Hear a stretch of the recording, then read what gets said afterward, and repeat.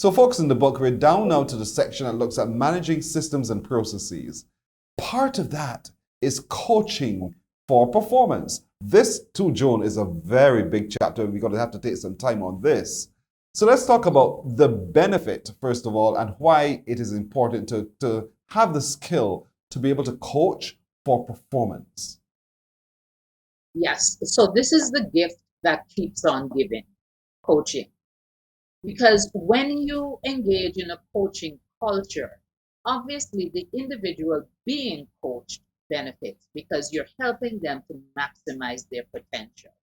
The supervisor or manager who is doing the coaching will also benefit because you're going to enable your people to be optimally productive.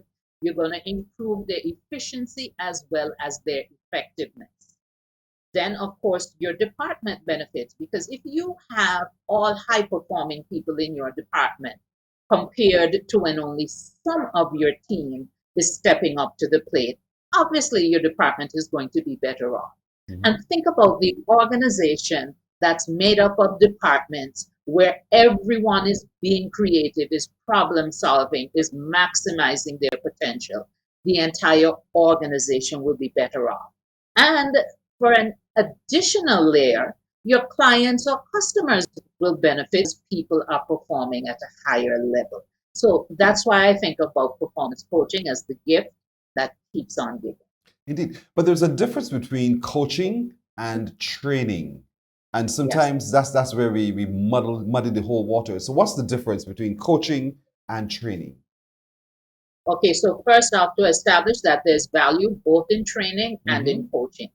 The difference with coaching as compared to training is that you are helping people to come up with their own solutions and you're securing a commitment from them to implement those solutions. So, if, for example, you send out a notice, you tell your people we're going to have a training program, hopefully you would have established an objective for your training program based on a needs assessment. So, you know what the people need, and you're going to bring in someone who's a subject matter expert. So, they're what I refer to as the sage on the stage. They're the wise person Yes. taking the dominant role to impart the knowledge. So a trainer is giving to the participants. That's training. Contrast it now with coaching. What we do as coaches, we're not the sage on the stage, we're the guide on the side.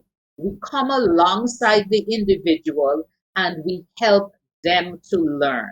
We help them to be creative, to come up with breakthrough solutions, and then we support them in implementing those decisions.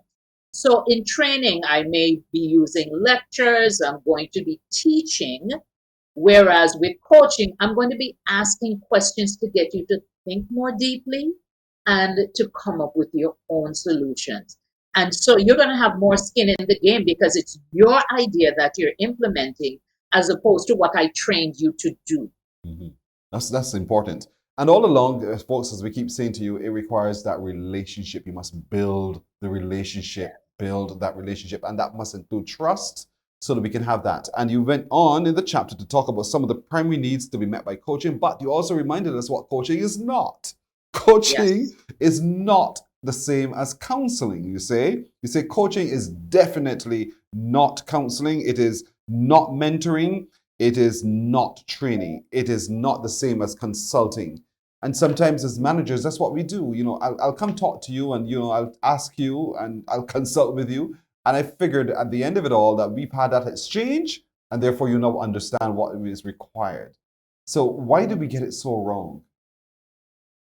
Well, it's understandable because all of the things that you've listed, even though they're not the same as coaching, they do help people.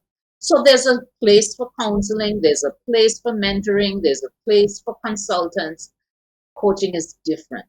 Coaching is about the empowerment, it's about drawing out what persons already have within them.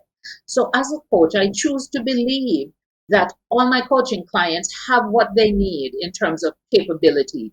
It's my job to bring it to the surface and to support them because sometimes they don't even believe they have it. I may be the one believing where they're not there yet. So, I need to help them to get there. With mentoring, no, and mentoring is Very important. What happens with mentoring is that you identify someone who has prior experience in the particular area and you look to them for advice. So they will give advice based on their own experience in your given field or whatever the area of interest is. That's mentoring. All right? Advice giving. Now, in terms of a consultant, when a firm or a government or whatever, a client brings me in as a consultant, they've hired because they think I have the answers. So they expect me to come to the table to be able to bring solutions to the table. With coaching, remember, you're helping the individual being coached to come up with their own solutions. Mm-hmm. So if I, as a consultant, I come into a firm and I say, okay, we've analyzed the problem, here's what you need to do. And if it doesn't work, they're going to be looking sideways at me and say, listen, we paid you all this money and what you tell us to do didn't work. Yes. Whereas in the coaching conversation, when the person comes up with their own solution and they're implementing it and they hit a bit of a stumbling block, they're going to go back into creative mode because they have skin in the game. They want their idea to work, as opposed to say, well, she didn't know what she was telling me to do, so this just doesn't work. And they're done. You talked about there are 4 needs that are to met by coaching. I love them all. You talked about coaching for skills acquisition, coaching for performance improvement, coaching for career development, coaching for change. And each of these is distinctly different. And so that's what we need to be able to focus on next time, if you don't mind, Joan. I tell you, this chapter is a biggie. And I want to painstakingly do so because I see my own skin in this game, in this chapter. This is going to help me too. And so hearing from you how we approach the whole subject of coaching and getting the best out of the solutions developed by the team. And you know my example, it will be given to you before. You know, that is why, for me, this is such an important chapter to explore. And I hope that people feel the same way as I do about why it's so critical to get it right. We'll pick it up next week because we have to become better at coaching for performance as leaders of our organizations. Looking forward to that. All right, see you then.